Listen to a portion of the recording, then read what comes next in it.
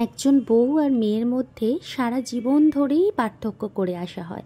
যতই শাশুড়িমা বলুক না কেন বৌমা আমার মেয়ের মতো, সেটা কি কখনো হতে পারে? যদি প্রত্যেকটা শ্বশুরবাড়ি বউকে মেয়ের মতোই দেখতো তাহলে এই কথাগুলো কখনো উঠতো না। মেয়ে চালাক হলে সেটা হলো গর্ভের, শ্বশুরবাড়ি মানিয়ে নিতে পারবে, কিন্তু বউ চালাক হলে সেটা বিপজ্জনক, কারণ সে সংসার ভাঙবে। মেয়ে কথায় পটু হওয়া মানেই সে নিঃসংশয়েও প্রশংসনীয়, কিন্তু বউ কথায় যদি পটু হয় তাহলেই সে বেয়াদব। মেয়ে কথা কম বললে সে চুপচাপ শান্তপ্রিয়, আর বউ যদি একটু কথা কম বলে মুডি অহংকারী, এমন মেয়ে জীবনে কখনো দেখি। মেয়ে যদি কাঁদে তাহলে তার বাড়ির কাছে সেটাকে মনে হয় আহা গো কত কষ্টই না পেয়েছে, কিন্তু বউ যদি কাঁদে তাহলে সেটাকে তাদের মনে হয় আরে এত ন্যাকামো করে বউটা, ন্যাকামো দেখলে গা পিত্তে জ্বলে যায়। এই তফাতের জন্যই আজকালকার অধিকাংশ বাড়িতেই কিন্তু অশান্তি লেগে রয়েছে। Welcome back to our channel. কেমন আছো তোমরা? আশা করি ভালো আছো, আর আমিও ভালো আছি। বড়দের প্রণাম আর ছোটদের ভালোবাসা জানিয়ে আজকে ভিডিওটা শুরু করছি। তো এখন হচ্ছে ঘড়ির কাঁটায় বাজে দুপুর 3টের মতো।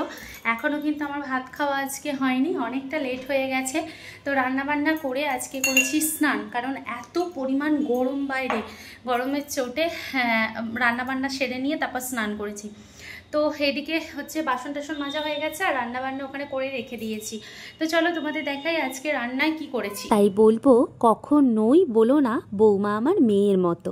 এটা শুধুমাত্র শুনতেই ভালো আর বলতেই ভালো, কিন্তু সেটা কাজে করাটা খুবই অসম্ভব একটা বিষয়। মেয়ে হাজারটা দোষ করলে সেটা ঢাকা চাপা দেওয়া যায়, কিন্তু বউ যদি একটা দোষ করে গোটা পাড়াকে হেঁকে হেঁকে বলাই হচ্ছে শ্বশুরবাড়ির একটা কাজ। মেয়ে যদি তার মায়ের কোনো পরামর্শ ছাড়াই 5-6খানা রান্না করে তাহলে সেটা খুবই প্রশংসনীয়, কিন্তু বৌমা যদি তার শাশুড়ির কোনো রকম আদেশ ছাড়াই 5-6 রকম রান্না করে ফেলে তাহলে সে বলে তাকে মনে হয় এবার সংসার থেকে বিতাড়িত করবার জন্যই তার বৌমা এই ফোন দিয়ে। বউয়েরা এমনি এমনি পালিয়ে যায় না, আবার বউয়েরা এমনি এমনি ডিভোর্স দিয়ে দেয় না। আসলে শ্বশুরবাড়ির বেশ কয়েকজনের এরকম আচরণ আর শাশুড়ির এরকম অবাস্তবকার কাজকর্মের জন্যই একজন ছেলে আর বৌমার মধ্যে ডিভোর্স। তো সেটাও মানতে নারাজ থাকে শাশুড়িমা, কারণ সব দোষ থাকে বউ। তোমরা ভাবছো কি হলো ব্যাপারটা? আগের দিন তো দেখলাম রান্না বান্না করছিল, আবার এটা পরের দিন কেন ঘর গোছাচ্ছে? আসলে এটা পরের দিনের ভিডিও, আগের দিনের ভিডিওটা আমি কন্টিনিউ করতে পারিনি বিশেষ কিছু কারণের জন্য, সেই জন্য পরের দিনের ভিডিওটা একসঙ্গে কন্টিনিউ করলাম। একজন মেয়ের মা যখন শাশুড়ি হয় তার আচরণ থাকে অন্যরকম, কিন্তু একজন মেয়ের মা যখন মেয়ের মা হিসেবে থাকে তখন তার আচরণ থাকে অন্যরকম। এটা আসলে কেন? পরের মেয়েকে মেনে নিতে খুবই কষ্টজনক লাগে, ঠিক কথাই, কারণ একটা সংসার গোছানোতে যদি অপরের মেয়ে এসে হস্তক্ষেপ করে সেটা যে কোনো শাশুড়িরই একটা কষ্টের ব্যাপার।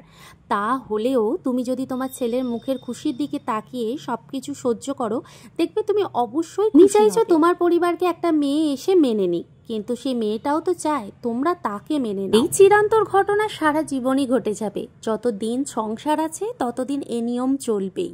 শ্বশুর আর বৌমা আর শাশুড়ির মধ্যে এই দ্বন্দ্ব সারা জীবন লেগেই থাকবে। তাই এটা নিয়ে আলোচনা করে আর কোনো লাভ নেই, কারণ এই দ্বন্দ্ব প্রত্যেকটা ঘরে ঘরেই রয়েছে। অনেক বাসনপত্র পড়েছিল, সেই বাসনপত্র মাজার জন্যই কিন্তু আমি রান্নাঘরে এসেছি।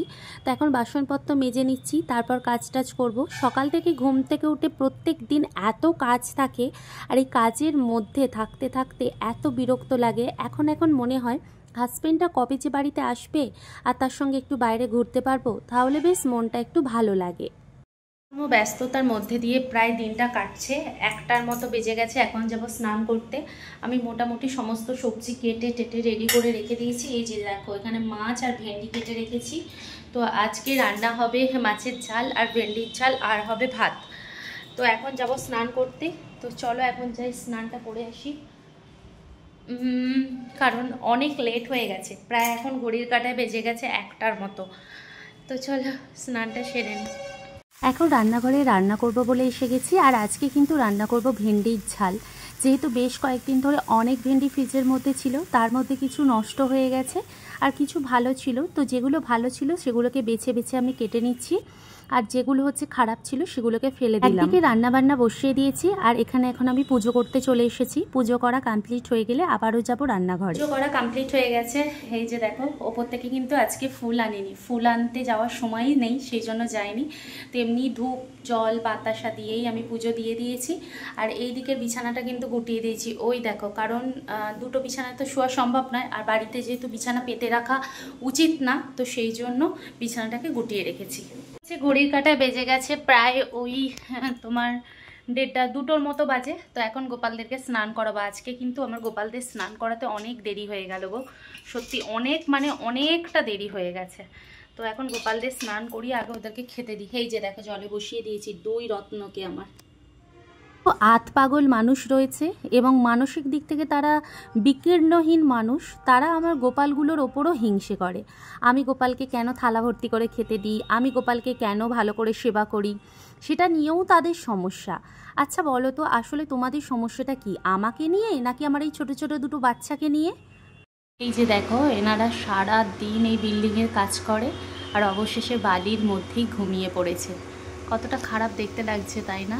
এই দেখো এনারা কেমন শুয়ে আছে, সারা দিন খাওয়া নেই দাওয়া নেই, সংসারের জন্য খাটছে, আর তার উপর কষ্ট এত হয়েছে, না কারেন্ট পেয়েও ঘুমিয়ে গেছে। রান্নার সমস্ত কিছু কমপ্লিট হয়ে গেছে, এখন হচ্ছে জামা কাপড় দেওয়ার পালা। তো আজকে আর ছাদে যাব না, শুধুমাত্র দুটো নাইটি রয়েছে, তো এই জানালায় দিয়ে দিলেই হয়ে যায়। আর এই যে দেখতে পাচ্ছ আমার জানালাতে কত রোদ আসে, তো এখানে দিয়ে দিলেই শুকনো হয়ে যাবে। আর এই যে দেখো বাস রাস্তা, তো যখন ভয়েস দিই বা ভিডিও করি এই যে বাস যায় সারাক্ষণ ধরে, তো সেই জন্য এত আওয়াজ আসে। আমি কোন যুগে এসে দাঁড়ালাম রে বাবা। তারা ভগবানকে হিংসে করছে, মানুষ নিজেকে এত বড় ভাবতে শিখে গেছে, এত অহংকার হয়ে গেছে মানুষের, এত নিষ্কৃষ্ট মানের হয়ে গেছে, তারা ভগবানকেও হিংসে করছে। তারা কি আদৌ মানুষ? আমার এই গোপাল সেবা দেখে আমার কিছু চেনা পরিচিত মানুষই ভীষণ হিংসে করে। তারা পাগল মনে হয় না কি আমি জানি না, আসলে তারা ভারসাম্যহীন মানুষ। যখন তারা কোনো বিপদে পড়ে তখন তারা ভগবান ভগবান করে মাথা খারাপ করে ছেড়ে দেয়, তার ভগবানের সামনে হাত ফেলিয়ে বসে এটা দাও ওটা দাও সেটা দাও চাইতে থাকে। প্রচুর গরম, এই গরমের মধ্যে কাজ টাজ করতে করতে পুরো ঘেমে নিয়ে চান করে যাই। এখন ঘড়ির কাঁটায় 2:30টার মতো বাজে, কিন্তু রান্না বান্না তো করে ফেলেছি, খেতে একদম ইচ্ছে করছে না, মনে হচ্ছে শুয়ে পড়ি। তো তোমাদের একটা জিনিস দেখাবো। তো আমাদের নিচে যে একটা আম গাছ আছে, তো ওই আম গাছ থেকে আম দিয়ে গেছে, তো আমটাই তোমাদেরকে দেখাবো। এই দেখো কি পরিমাণ বড় আমটা, দেখতে পেয়েছো? এত বড় আম। তো এই আমটা হচ্ছে 2 দিন রেখে দেবো, একটু পেকে গেলে গোপালকেও একটুখানি দেবো, তারপর আমি খাবো। তো যখন আমটা আর কি ঝুল ছিল, তখন দেখে আমি আমাদের যে সিকিউরিটি ওনাকে বলেছিলাম একটা আম আমাকে দেবেন, আমি গোপালকে দেবো, আমার খুব গোপালকে দিতে ইচ্ছে করছে। তো সেই জন্য এই আমটা আর কি ওরা দিয়েছিল। তো খুবই বড়, খুব ভালো লাগছে যে গোপাল তার মানে আমার মনের ইচ্ছা পূরণ করেছে। তো আম গাছটা তোমাদেরকে দেখাই। কথা হচ্ছে আমি এই জীবনে তো অনেক কিছুই পেয়েছি, আর যেটা পেয়েছি সেটা সম্পূর্ণ ভগবানের জন্যই পেয়েছি, এবং আমি খুব খুশি যে সে আমাকে আমার চাওয়া জিনিসগুলোকেই অতি সহজেই আমাকে দিয়ে দেয়। জানি না তার প্রতি হয়তো আমার এই ভক্তি দেখেই সে আমাকে এত ভালোবেসেই আমাকে দেয়। তো যারা আমার ওপর হিংসা করো, আমি জানি ভগবান তাদেরকে তাদের শাস্তি ঠিকই দিয়ে দিচ্ছে, আমার চোখের সামনে দেখা। তো একটা কথা বলবো তোমাদেরকে, ভিডিওর মধ্যেই আমি একটা জিনিস দেখালাম যে কিছু মানে বউ আছে যারা এই পাশের বিল্ডিংয়েতেই কাজ করে, তারা কিন্তু ওখানেতেই চুপচাপ শুয়ে থাকে। তো তাদের কাছে কোনো ইলেকট্রিসিটি নেই, কোনো রকম কিছু নেই, তারপরও ওরা ওই বালির মধ্যে মাথা রেখে ঘুমায়। তো এদের জীবনটা সত্যি অনেক সুন্দর, কেননা তারা পরচর্চা করে না, পর নিন্দা করে না, কে কী করছে সেটা দেখে না, শুধুমাত্র তারা তাদের কাজ এবং তারা তাদের সব কিছুটা নিয়েই সুন্দরভাবে জীবনযাপন করছে। তাদেরকে হ্যাটস অফ জানাই এইসব মানুষকে, যেন নিজেদেরকে এইভাবেই শুধুমাত্র ব্যস্ত রাখে, কে কী করছে কে কী না করছে এই পরচর্চার মধ্যে না থাকে। তো ঠিক আছে বন্ধুরা, আজকের ভিডিওটা এতটুকু। কেমন লাগলো অবশ্যই কমেন্ট বক্সে জানিও। ভালো থেকো।